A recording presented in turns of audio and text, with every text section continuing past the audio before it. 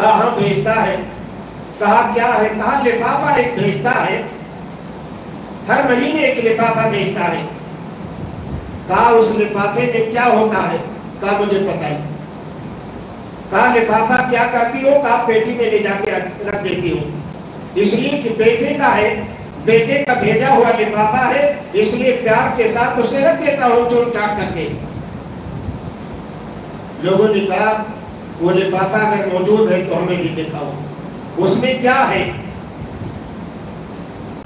بڑھیا اندر گئی، پیٹی کھولا، 6-7-8 لفافہ جو موجود تھا وہ لا کر کے لوگوں کے سامنے حاضر کر دیا۔ لوگوں نے جب یہ بعد دیگرے تمام لفافوں کو کھولنا شروع کیا، لوگ دنگ رہ گئے، حیران و پریشان ہو گئے کہ بڑھیا اپنے بیٹے کو بیجا بدنام کر رہی ہے، بیجا رسوا کر رہی ہے۔ بیٹا تو وعدے کے مطابق ہر مہینے خرچ کے روپے چیک کی شکل میں وہ بھیجتا رہا ہے، لیکن ماں نے اس چیک کو دیکھنے کے بجائے پیار کے ساتھ اور محبت کے ساتھ اسے بیٹی کے اندر رکھنا شروع کر دیا۔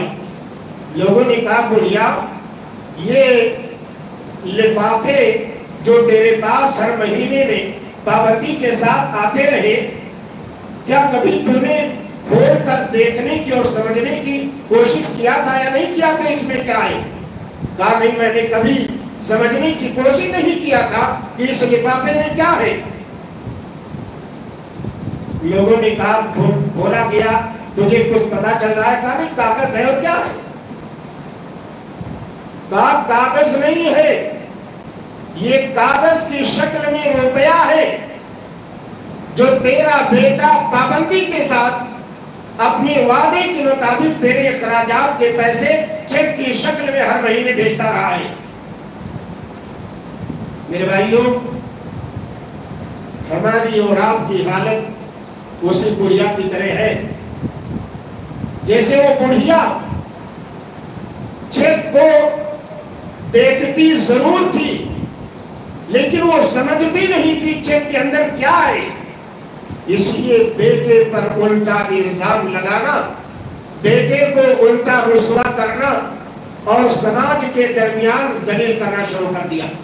میرے بھائیوں، آج ہماری اور آپ کی بھی یہی حالت ہے کہ رب العالمین نے ہم سب کے نام ایک خط بھیجا ہے، ہم سب کے نام، ہمارے نام بھی، آپ کے نام بھی، آپ کے نام بھی، آپ کے نام بھی، ہر فرد کے، دنیا کے ہر انسان کے نام رب کائنات نے خط بھیجا ہے، اور وہ خط کی شکل میں ہے، قرآن کی شکل میں۔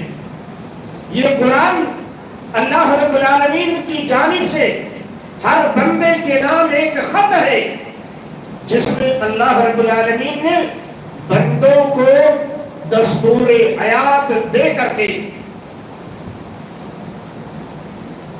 قانونی زندگی دے کر کے دنیا کے اندر کامیابی کیسے حاصل کی جا سکتی ہے اور آخرت کے اندر کامیابی کیسے مل سکتی ہے، یہ اللہ رب العالمین نے دستور حیات بنا کے دیا ہے۔ ہم نے کیا کیا ہے؟ بڑھیا ماں کی طرح سے پیار و محبت کے ساتھ چون چاٹ کر کے اسے پیٹی میں، یٹیچی میں، الماری میں اور تاق کی زیریں بنا کے رکھا ہے۔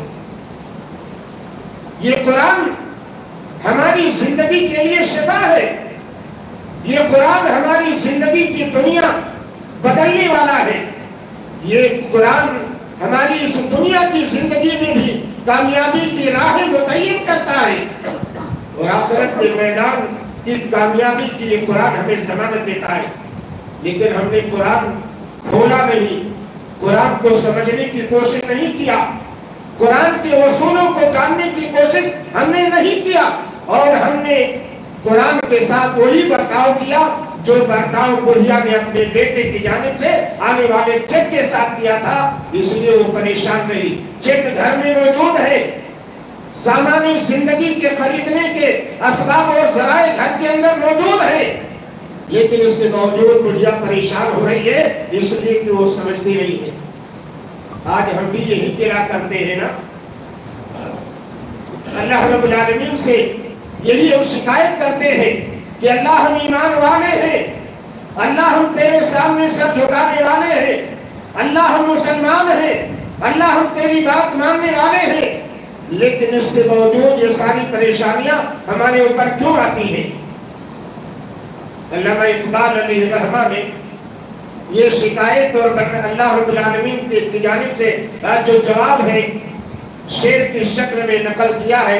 علامہ اقبال کہتے ہیں کہ اللہ رب العالمین بندوں کی شکایت پر کیا جواب دیتا ہے کہ ہم تو مائل بکرم ہیں، ہم تو مائل بکرم ہیں، کوئی سائل ہی نہیں، ہم تو مائل بکرم ہیں، کوئی سائل ہی نہیں، راہ دکھلائے کسے رہنمے منزل ہی نہیں۔ کوئی راستے پر چلنے والا تو ہو، کوئی ہمارے سامنے ہاتھ پھیلانے والا تو ہو، کوئی ہم سے ہدایت کی بھیک مانگنے والا ہمارے سامنے آ کر کے دونوں ہاتھ پھیلائے تو تب وہ دیکھے گا ہماری کرم فرمائیاں، ہماری نوازشیں، ہماری رحمتیں، ہماری برکتیں، ہماری عنایتیں اس پر کس طرح سے ہوتی ہے۔ شکایت ہماری زبان سے ضرور نکلتی ہے، لیکن رب کے فرمان کے مطابق ہماری زندگی نہیں گزرتی ہے۔ تو میرے بھائیوں، میرے بزرگوں میں عرض یہ کر رہا تھا کہ قرآن مجید بہت ہی بہترین کتاب ہے، دنیا کے اندر کامیابی کا نمونہ ہے، آخرت کے میدان میں کامیابی کا نسخہ، علاج اور ذریعہ ہے، لیکن ہم نے اسے سمجھنے کی کوشش نہیں کیا۔ جنہوں نے سمجھا وہ کامیاب ہوئے۔ اسی لیے علامہ اقبال نے یہ بھی کہا تھا، وہ معزز تھے زمانے میں، وہ معزز تھے زمانے میں مسلمان ہو کر، اور ہم خار ہوئے، خار مانا رسوا ہوئے، اور ہم خار ہوئے تاریخ قرآن ہو کر۔ قرآن سے کوئی تعلق جوڑ لے، قرآن سے اپنا رشتہ کوئی مضبوط کر لے، قرآن کو سینے سے لگا لے، قرآن کے اصولوں پر اپنی زندگی گزارنے لگے، وہ رسوا ہو جائے دنیا کے اندر، یہ ہو ہی نہیں سکتا ہے، ایسا قلم کا اصول ہی نہیں ہے۔ رب کے فرمان کو سینے سے لگانے والا ناکام ہو جائے، ایسا نہیں ہو سکتا ہے۔ رب نے تو یہ یہاں تک کہا تھا، بلکہ شاید میں نے بتایا ہے کبھی کبھی، وہ بات بھی آپ کے سامنے آج بتا دو کہ انس بن نضر رضی اللہ تعالی عنہ کی پھوپھی نے ایک لڑکی کو تماچا مارا، تماچا مارا، اتفاق سے تیز لگا، دانت ٹوٹ گیا لڑکی کا۔ اسلام کا اصول کیا ہے؟ قصاص اور بدلہ، دانت کے بدلے السن بسن، دانت کے بدلے دانت۔ اسلام نے 3 اصول دیا ہے اس جیسے جرائم کی بنیاد پر، یا تو بدلہ لیا جائے، یا تو اس کی دیت دی جائے، یا جس کے ساتھ یہ معاملہ پیش آیا ہے اس کے وارثین معاف کر دینے کے لیے تیار ہو۔ انس بن نضر کی پھوپھی سے جب یہ جرم سرزد ہوا، انس بن نضر کے گھر والوں نے اور انس بن نضر کی پھوپھی کے وارثوں نے لڑکی کے وارثوں سے لاکھ منت و سماجت کیا، لاکھ کوشش کیا، کہا اگر آپ معاف نہیں کرتے ہیں تو دیت لے لیں، لیکن قصاص اور بدلے میں دانت نہ توڑیں۔ لڑکی کے وارثین بضد تھے کہ ہم دانت توڑوائیں گے، اس کے علاوہ ہمیں اور کچھ نہیں چاہیے۔ یہ مقدمہ جناب محمد رسول اللہ صلی اللہ علیہ وسلم کے دربار میں گیا۔ اللہ کے نبی صلی اللہ علیہ وسلم نے دونوں طرف کی بات سنی، سننے کے بعد کیا فیصلہ کیا؟ کہا انس بن نضر کی پھوپھی کا دانت توڑا جائے گا۔ یہ فیصلہ کس نے کیا؟ قرآن کی روشنی میں رب کائنات کے فرمان کی روشنی میں نبی کائنات صلی اللہ علیہ وسلم نے یہ فیصلہ کیا۔ یہ فیصلہ آ جانے کے بعد انس بن نضر وہی موجود تھے، اس مجلس کے اندر بہت سے صحابہ موجود تھے، انس بن نضر بھی موجود تھے۔ نبی کائنات صلی اللہ علیہ وسلم کا یہ فیصلہ سننے کے بعد انس بن نضر نے کہا واللہ لا تکسر ثنیۃ امتی، اللہ کی قسم میری پھوپھی کا دانت نہیں توڑا جائے گا۔ نبی کا فیصلہ آ گیا، نبی کے فیصلے کے آ جانے کے بعد بھی انس بن نضر نے اللہ کے نام کی قسم کھا کے فرمایا لا تکسر ثنیۃ امتی، اللہ کی قسم میری پھوپھی کا دانت نہیں توڑا جائے گا۔ اللہ کے نبی نے فرمایا انس کیا کہہ رہے ہو؟ کتاب اللہ القصاص، اللہ کی کتاب قرآن مجید قصاص کا اور بدلے کا فیصلہ کرتی ہے، تم کیا کہہ رہے ہو؟ انس بن نضر نے اللہ کے نبی صلی اللہ علیہ وسلم کی یہ بات سننے کے بعد دوبارہ وہی جملہ دہرایا، کہا واللہ لا تکسر ثنیۃ امتی، اللہ کی قسم میری پھوپھی کا دانت نہیں توڑا جائے گا۔ اللہ کے نبی نے پھر کہا کتاب اللہ القصاص، اللہ کی کتاب قصاص کا بدلے کا فیصلہ کرتی ہے۔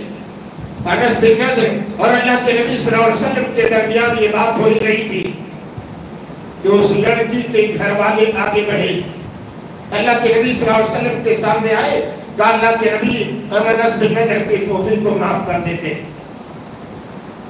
اب دیکھیے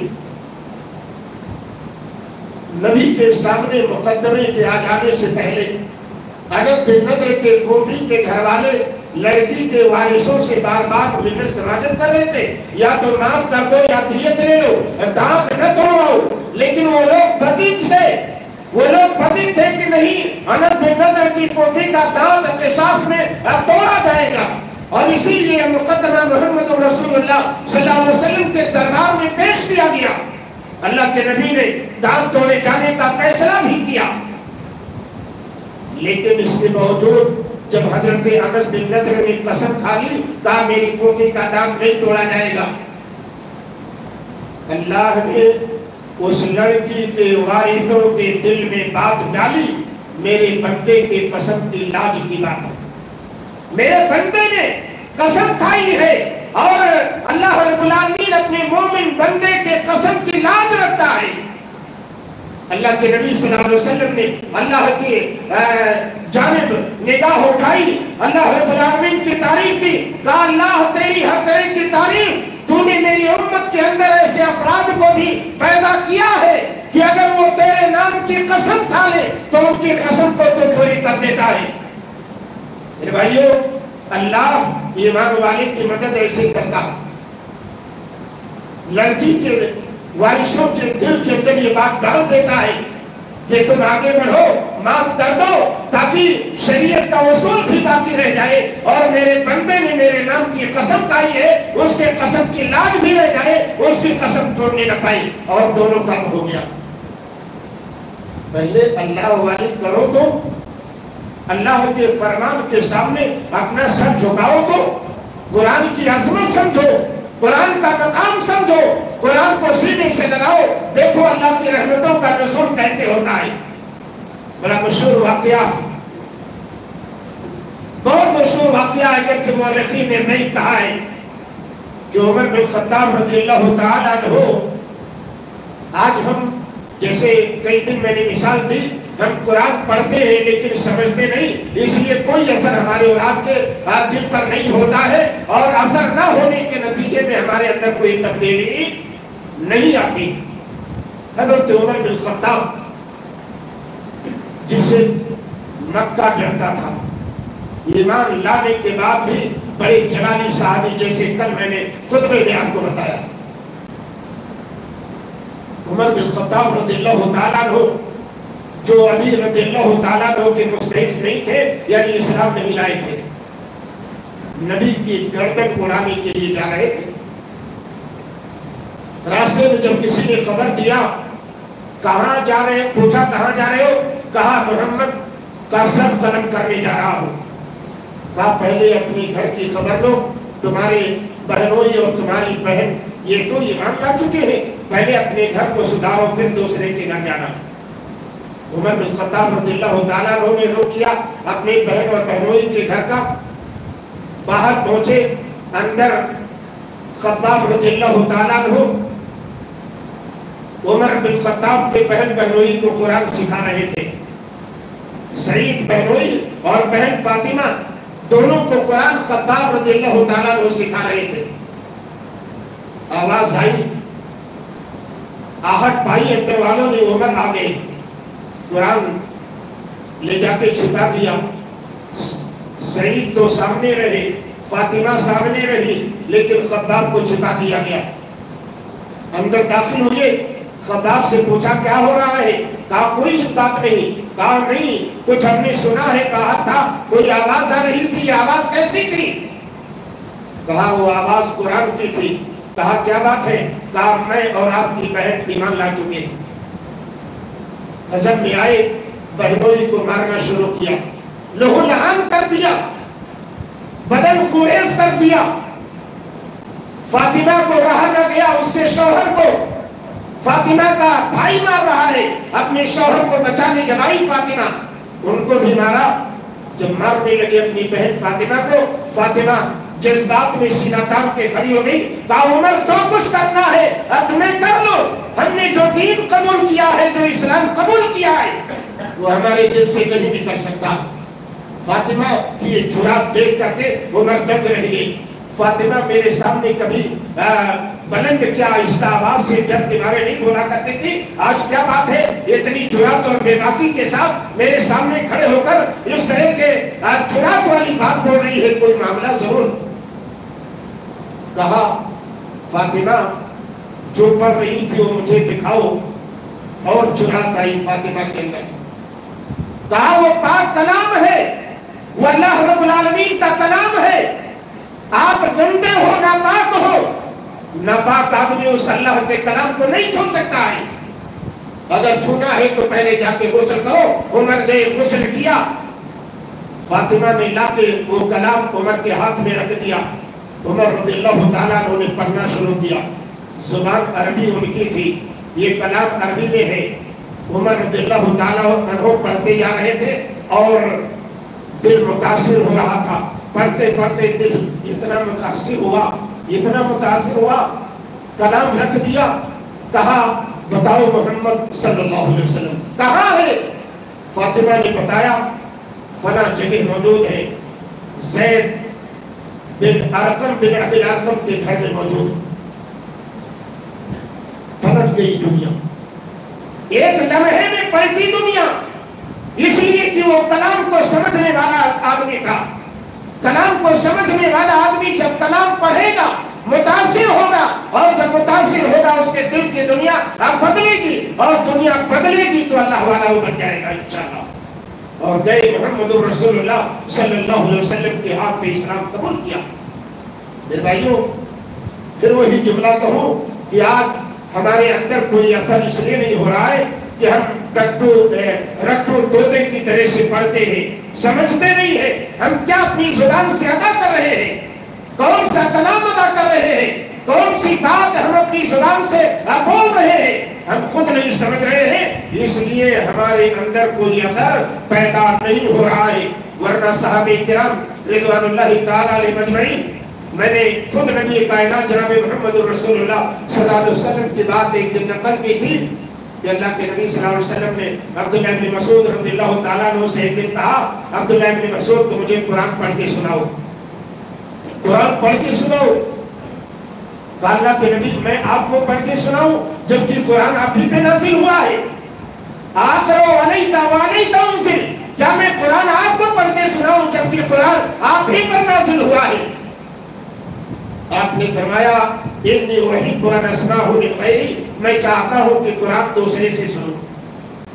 عبداللہ بن مسعود رضی اللہ تعالیٰ عنہ کہتے ہیں میں نے سورہ نساء پڑھنا شروع کیا. جب اس آیت پہ پہنچا حتی اذا جئنا من کل امت بشہید وجئنا بک علی ہؤلاء شہیدا، اس آیت پر جب پہنچا اللہ کے نبی نے فرمایا حسبو رہنے دو، پڑھنا بند کر دو. عبداللہ بن مسعود رضی اللہ تعالیٰ عنہ کہتے ہیں میں نے جب سر اوپر اٹھایا نبی کائنات صلی اللہ علیہ وسلم کے چہرے انور کو دیکھا، آپ کے دونوں آنکھوں سے سال و قطار آنسو جاری تھے. اس لیے کہ آیت جس پر ٹھہرنے کے بعد اللہ کے نبی نے کہی اس میں قیامت کے مناظر کا ذکر تھا. کیا تھا؟ حتی اذا جئنا من کل امت بشہید، اس وقت کا کیا عالم ہوگا جب ہر امت میں سے ایک ایک گواہ ہم قیامت کے میدان میں پیش کریں گے. وجئنا بک علی ہؤلاء شہیدا، اور اے محمد ان گواہوں پر آپ کو بطور گواہ پیش کریں گے. وہ گواہی کیا ہے اشارے سے میں آپ کو بتا دوں. قیامت کا میدان ہوگا، ہر امت سے پوچھا جائے گا کہ تمہارے درمیان فلاں نبی گیا تھا، اس نبی نے میرا پیغام تمہیں سنایا تھا کہ نہیں؟ میرے بھائیوں، ہر نبی کے بارے میں پوچھا جائے گا، آپ سے ہم سے بھی پوچھا جائے گا کہ محمد رسول اللہ صلی اللہ علیہ وسلم تمہارے درمیان گئے، تم تک میرا پیغام انہوں نے پہنچایا تھا کہ نہیں پہنچایا تھا؟ سوال کیا جائے گا۔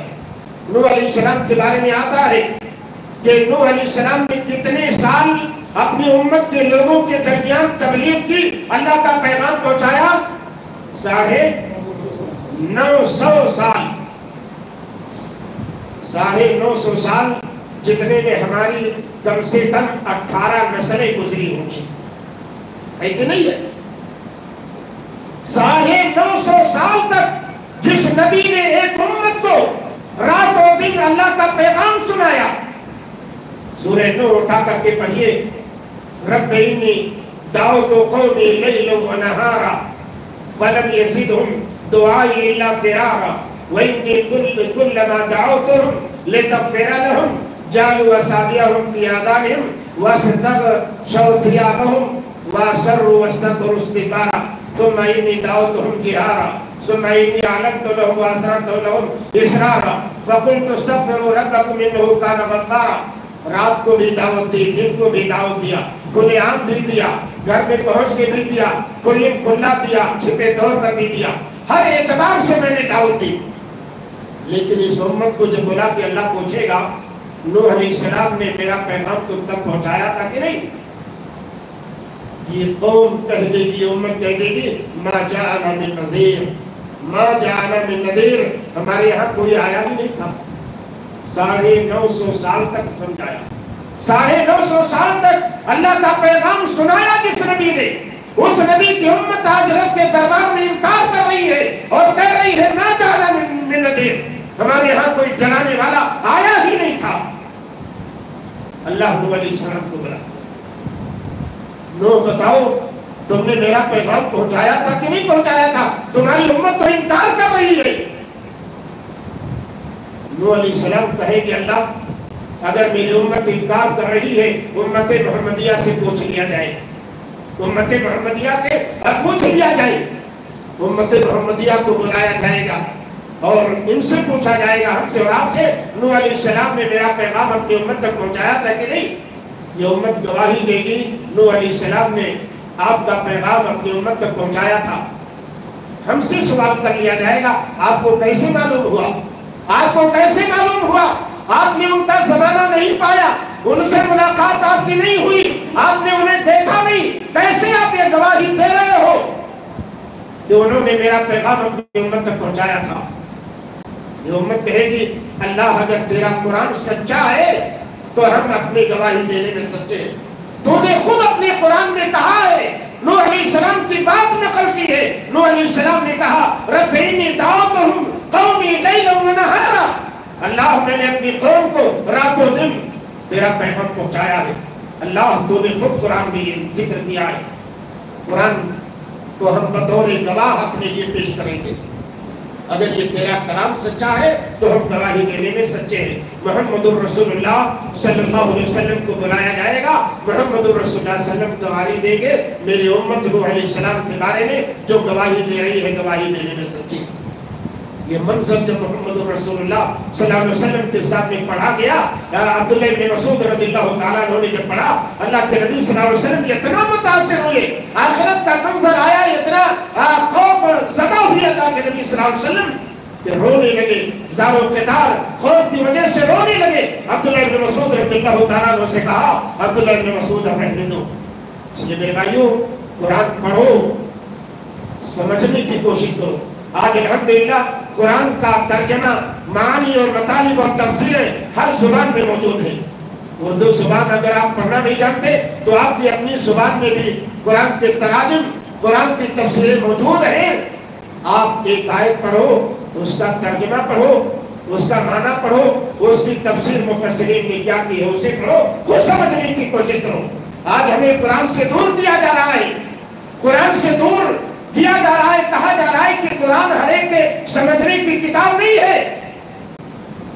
اور کیوں سمجھنے کی کتاب نہیں ہے کہا جا رہا ہے؟ جبکہ اللہ کہتا ہے وَلَقَدْ يَسَّرْنَا الْقُرْآنَ لِلذِّكْرِ فَهَلْ مِن مُدَّكِرٍ، ہم نے قرآن کو سمجھنے کے لیے آسان بنا دیا ہے، فَهَلْ مِن مُدَّكِرٍ، کوئی ہے نصیحت حاصل کرنے والا؟ قرآن تو گواہی دے رہا ہے، اللہ گواہی دے رہا ہے میرا قرآن آسان ہے، ہر ایک کے سمجھنے کا کلام ہے۔ لیکن آج بہت سارے علماء کہتے ہیں نہیں، ہر ایک کے سمجھنے کی بات قرآن نہیں۔ اور کیوں؟ اس لیے کہ ہمارا دھندا بند ہو جائے گا، اگر آپ سمجھنے لگیں گے ہمارا دھندا بند ہو جائے گا۔ اور دھندا کیسے بند ہو جائے گا بتاؤ؟ جب ہندوستان میں سب سے پہلی مرتبہ قرآن کا ترجمہ شاہ ولی اللہ محدث دہلوی رحمہ اللہ نے کسی بران لکھا، کس زبان میں لکھا؟ فارسی زبان میں لکھا۔ فارسی زبان میں جب قرآن کا پہلی مرتبہ ترجمہ دلی سے چھپا تو ہمارے دیابنا اور برائلہ علماء نے مولانا کو لاٹھیوں سے کے ساتھ گھیر لیا،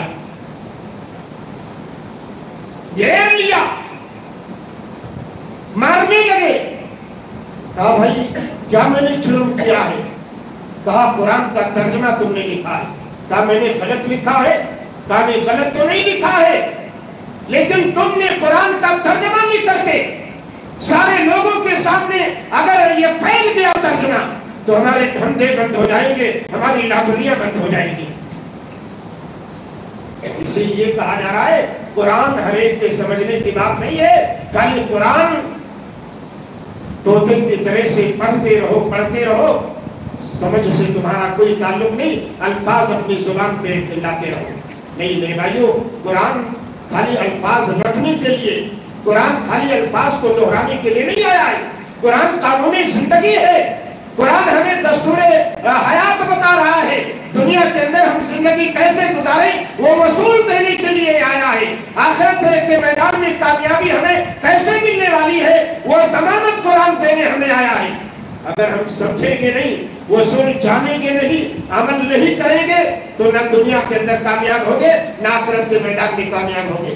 اس لیے میرے بھائیو قرآن مجید کی تلاوت کیجیے، قرآن مجید کو سمجھنے کی کوشش کیجیے، قرآن مجید کے اصولوں پر عمل کرنے کی کوشش کیجیے، اسی میں ہمارے لیے دنیا میں بھی بھلائی اور آخرت کے میدان میں بھی بھلائی اور کامیابی ہے۔ اللہ رب العالمین ہمیں قرآن کو صحیح طور پر سمجھ کر کے پڑھنے کی اور اس کی عظمت اور فضیلت کو سمجھ کر کے اسی کے اعتبار سے اس کا احترام اور تکریم اور عزت کرنے کی توفیق عطا فرمائے۔ آمین۔ وآخر دعوانا ان الحمد للہ رب العالمین، والسلام علیکم ورحمۃ اللہ وبرکاتہ۔